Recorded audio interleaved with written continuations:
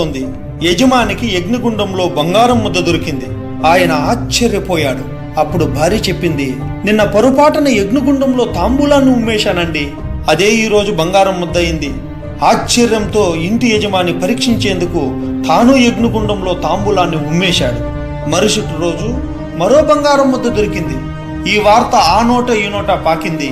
అంతే, యజ్ఞాలు చేసే బ్రాహ్మణులంతా గుండంలో ఊసేశారు, బంగారం ముద్దులు పొందారు.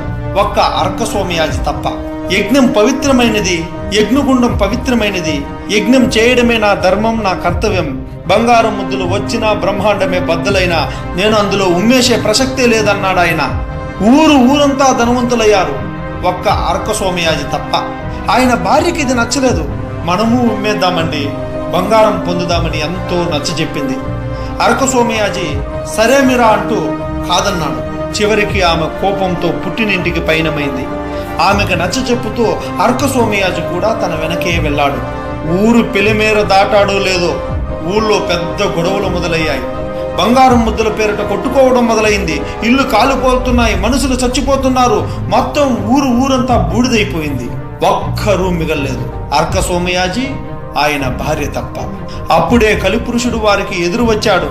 ఇన్నాళ్ళు నువ్వున్నావనే ఊరిని వదిలేశా. ఊరంతా బంగారం ముద్దుల కోసం ధర్మం తప్పినా నువ్వు నీ కుటుంబం ధర్మం పాటించింది. అందుకే నువ్వు ఊళ్ళో ఉన్నంతసేపు ఊరిని ముట్టుకోలేదు. నువ్వు ఊరు వదిలేయగానే నా పనిని నేను చేసి ధర్మహీనులను ధ్వంసం చేశాను అన్నాడు కలిపురుషుడు. ధర్మం తప్పని వాడు ఎప్పుడూ విజేతే.